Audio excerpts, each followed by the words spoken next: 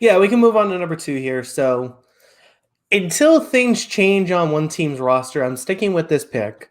Um, I mean, I had the Vikings at number two, despite the issues with their offensive line coach, which I don't know how big of issues that's going to be, anyways. So we'll see. I mean, I still think this is going to be a pretty good team. This feels like a bounce back season for them after really just a horrid season last season and things just not working out in their favor. And they still almost made the playoffs, I felt like. So they're a competitive team, and I think it's going to get even better.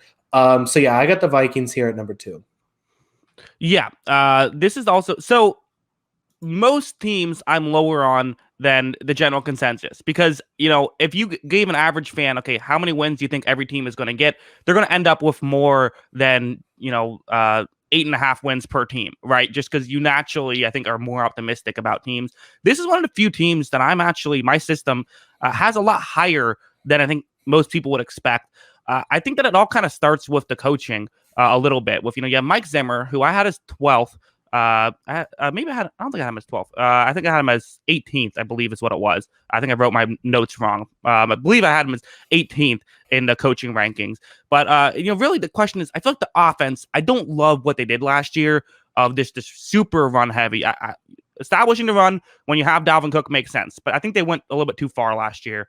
And if you're going to try to, harvest these wins that you have in your talent, I think you do have to take advantage of your great wide receiving core a little bit more than they did last year. And I think maybe they will because I think that I think the one thing that surprised them was how good Justin Jefferson was so quickly. And that probably, they probably had this set game plan in mind for how they were approaching the season. And then Jefferson just exploded. So now maybe that they see they have two legit options at wide receiver. I think that they're just going to go into the season thinking, hey, we have these two guys. We still have Dalvin Cook back there who is going to be good. So I think that they have options to work with. But I do see a more pass first off, or not necessarily pass first, but more of a balanced offense. Yeah. And, one interesting thing is, no Gary Kubiak. They have Clint Kubiak, the son of Gary Kubiak, now is the offensive coordinator. So I'm imagining there's going to be similarities there, kind of similar to, Mike and Kyle Shanahan. But I would also imagine that there's going to be some differences. Maybe with a younger guy, maybe we'll be more willing to sort of adapt to the times a little bit, in which it was kind of an outdated offense last year.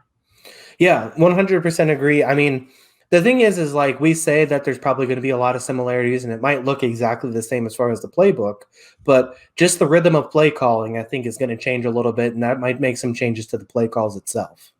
Yes, I like this comment because it says Clint is such a whack name. This is coming from Noobmaster69. Maybe throwing stones in glass houses here, Noobmaster69. Yeah, I don't know about that one. It's going to be isn't that a movie reference? I don't know. Is it? Okay, potentially. Yeah, I think it was in the Avengers movie. I don't know. I see. Okay, yeah. All right. Well, going on to someone who I feel like there's some sort of I can make some sort of joke about New Master 69 and Kirk Cousins, but I can't quite come up with one. Kirk Cousins is someone who I feel like it gets a lot of criticism. Part of it is I think he just looks dorky. I think that's like a big thing against him. He's a tier 3 quarterback though. He's not a bad quarterback, not elite, tier 3. Yeah, I mean, and even based off of last year's number, probably borderline tier 2. He did was some one good spot things away from tier 2. Yeah, he did some good things last year. Did you almost bump this up to tier 1 with Kellen Mond as the backup quarterback option? Yeah, if Kellen Mond was starting, easy tier 1. So, this feels fitting though. I mean, he's still a very good quarterback, and I think you can win with Kirk Cousins, as they saw last year with the struggling defense. They still won 7 games with him. Yeah, the offense did finish 10th overall, even though I'm complaining about it. It should have been better. A big part of that was Dalvin Cook, who, again, he has injury problems. Now you have Alexander Madison, who's still a very good backup, but there's a difference between a top 5 running back room and a good running back room. The top 5 running back room means teams have to completely change how they play defense against you.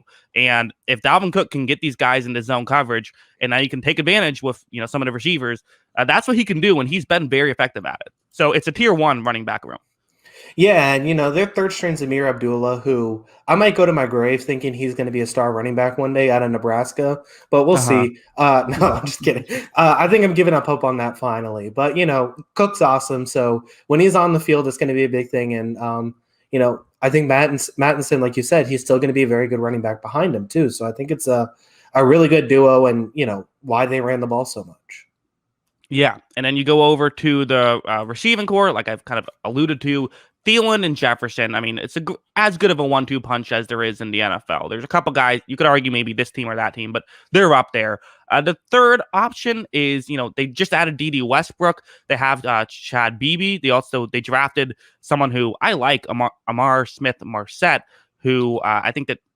I thought a lot of what he did well was on the outside. Is he going to be like a slot guy? Maybe, I don't know.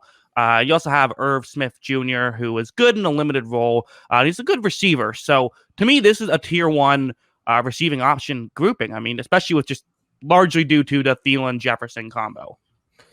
Yeah, I mean, this is a fantastic group, and then Irv Smith also I think is pretty good too at the tight end spot. So, I mean, there's options here. There's a lot of explosive options, and I mean, you're just looking at this. It's a tier one wide receiver, tier one running back, and tier three quarterback options. It doesn't really get any better than that as far as offenses go, unless you look at like Kansas City.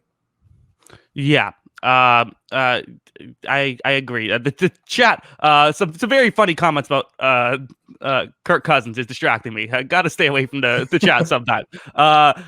Finally, to go talk about the offensive line. This is the weak spot of the offense. We've been saying that for years. So again, for the offensive line coach who's leaving, it's like, okay, well, not sure how much you're going to be missed given the situation that's been there for the past few years. They got Christian Darrisaw, who I think will be awesome. I think they got a franchise left tackle with him.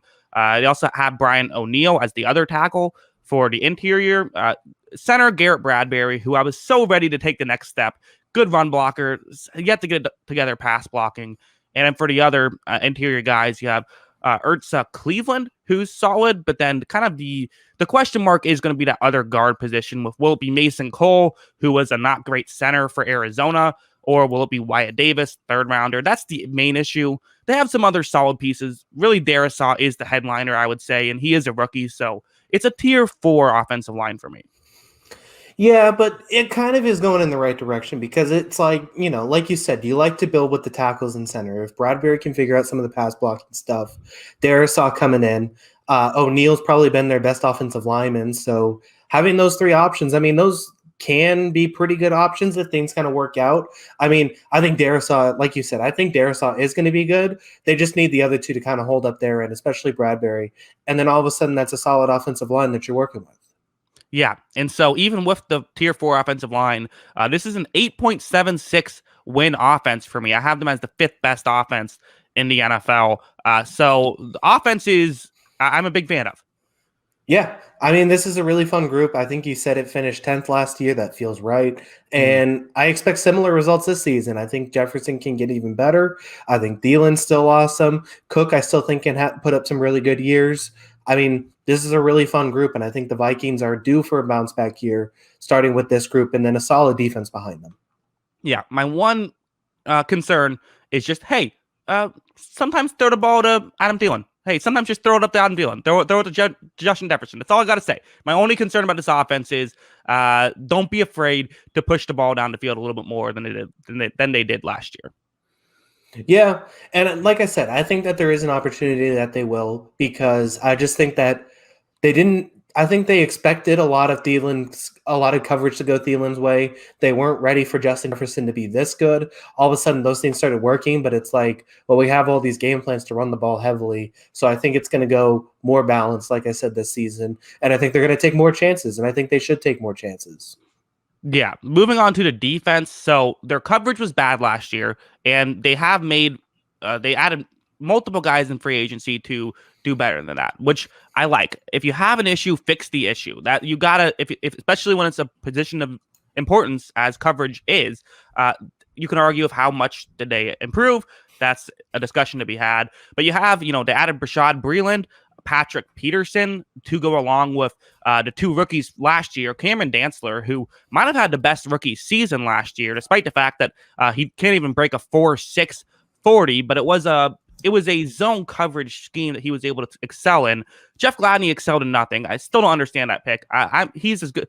I don't want to call anyone a bust after a year, but I'd be shocked if he turns it around. I never even got the pick when it happened. The rest of the defense or the rest of the coverage unit, Harrison Smith, who's still great, Xavier Woods, who's solid, and then you have for linebackers Eric Kendricks, Anthony Barr, and then Chad Surratt as a third rounder. You can throw Nick Vigil there. It's kind of a replacement level. The question is going to be, I think one thing is, what defense are we going to see? My guess is a zone coverage defense because of how well Dantzler excelled there, which maybe Peterson could do well in a zone coverage scheme. I could see that. Maybe Breland could do well there. I have it as a tier 3 coverage unit because I do think there is some talent here, but I'm a little bit I'm interested in seeing how it's going to actually play out. Well, this is better than the tier 5 coverage unit we had with those corners last year, right? So that's the big thing. I think, I honestly think it has to be a zone coverage because you can't play Dantzler out there and play man-to-man. I just don't think it's going to work. I mean, we could be wrong on that, but it just feels that way. But I think the Breland signing is pretty big because now they have 3 guys that I really like. I'm really interested to see what they do with Patrick Peterson this year. I think that he's kind of going to move into almost that big nickel role that we're seeing more and more in the league. I can kind of see him kind of operate in that situation. I don't know if he's going to be a pure like outside cornerback anymore. So I kind of see him transitioning into that role. We've seen older corners move into more safety sort of positions, and I feel like that would fit him a lot. So I think that they can do different things with him. And if Dantzler can repeat his rookie year and Breland can come in and be a solid self, then all of a sudden you can play with Patrick Peterson like that at defense and just move him around the chessboard a little bit and let him do what he does best, which is go and take the football away. So I'm interested to see what they do with him, and I think he can elevate this group if he's maximized to what he has left. Yeah, and also like Harrison Smith's still good. Like that's another thing I think people kind of forgot. Like they still do have one of the best. I know he's getting up there in age, but they have one of the best safeties. And talking about taking the ball away, I mean, how many guys on this roster on the secondary have had success taking the ball away? Peterson has. I think Dantzler has good ball skills. I could see him turning into one of those guys. Brashad Breland, Harrison Smith, like they got guys who can catch the football on their secondary.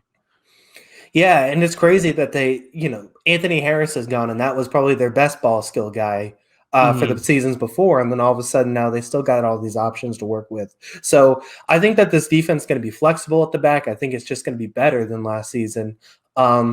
So it'll be interesting to see what happens, but I think that it could be even better than tier 2 for me, especially if all these guys work out. Or tier 3, sorry, I think is what you had it at. It could be even better than that if these guys work out and move closer to tier 2 than kind of be that mediocre level. Yeah, and to round out the defense, again, mentioned the linebackers already. Edge, you have Danielle Hunter, who is great. You have Stephon Weatherly, who isn't. You also have Dalvin Tomlinson and Michael Pierce. That wasn't a shot at Stephen Weatherly. He's a fine player, but he's not, probably a replacement level, if anything. Pierce, good run stopper. This is the linebackers also will really help with the run defense. So it's a tier 3 run defense and pass rush for me, giving their total defense tied for 18th with all tier 3s here. Yeah, and then Tomlinson up the middle too. This is the guy I really wanted in free agency for the Patriots. A really nice pass rushing interior defensive lineman's hard to come by. He's one of those guys that can make some do some damage there. Paired next to Hunter, I think that could be a pretty good defensive line of especially getting after the quarterback next season. So I think it's going to be I have this as a bounce back team. I said this already. I think they're going to bounce back, and I think they're going to have a pretty good season. Yeah. The one thing that is not pretty good is the kickers, which, again, this is one of those things. I don't know why teams just completely neglect the kicker position. Riley Patterson, who is an undrafted free agent, it's crazy how football works, where it's like all the analytics say kickers, like, important. Like the numbers I use say that a kicker is at least as good as like a dominant edge rusher. And yet teams will literally say, we'll pick someone up and, as an undrafted free agent and hope it works out. Yeah. I mean, we've continued to say this. I mean, kickers are important and they need to be able to make some field goals. So, it makes no sense to me, but if it hurts them a couple games, then you know why the Vikings missed the playoffs. Yeah, but luckily for Minnesota, and this is tier 5, the kicker, luckily for them, they've never had really an issue with a kicker missing a big kick. So I think they should be fine. Yeah, exactly. Nothing like Mhm. that's ever happened before in the franchise history. So no Yeah, worries they're here. known for their clutch kicking over the years. So overall, I have this as an 11.02 win team. This is seventh in the NFL and fourth in the NFC. So this system loves the Vikings. The one thing I will say is that this is a team. Uh, they underperformed what they were supposed to do last year. They were a 10-win team according to my system last year. Only won 7 games, I believe it was. So that's maybe the issue is, and I put that on coaching, which I think they'll get better. I think this is probably a playoff team. I do too, and like I said, I just think we you did graded as a tier 3 coverage unit. And I think that's fair, but just the minor upgrades that they made, I think, are enough to put this team back in the position. It was a season. It kind of seemed like a season from hell from those Vikings last year, and they still won 7 games with Mike Zimmer. So I feel confident that this group's going to be good again. Yeah, and if they're not, is this the last year for Mike Zimmer? Oh man, if they so you're saying if they go like 6-11 or 7-10? Yeah, sure, something like that. I mean, probably. Like, Mhm. I just feel like teams, sports franchises in 2021, the length of a coach is not that long, especially 2 mediocre seasons in a row. They probably look at that point now to get an upgrade, or not really an upgrade, just a new face in the building. So I think probably it's a change of scenery at that point, and they just double down on offense. Yeah, and plus, I mean, if you think about it, I mean, this is a talented enough team to make the playoffs. So unless it's just injuries or luck, the other way they would miss it would be with coaching. So I think that would be fair.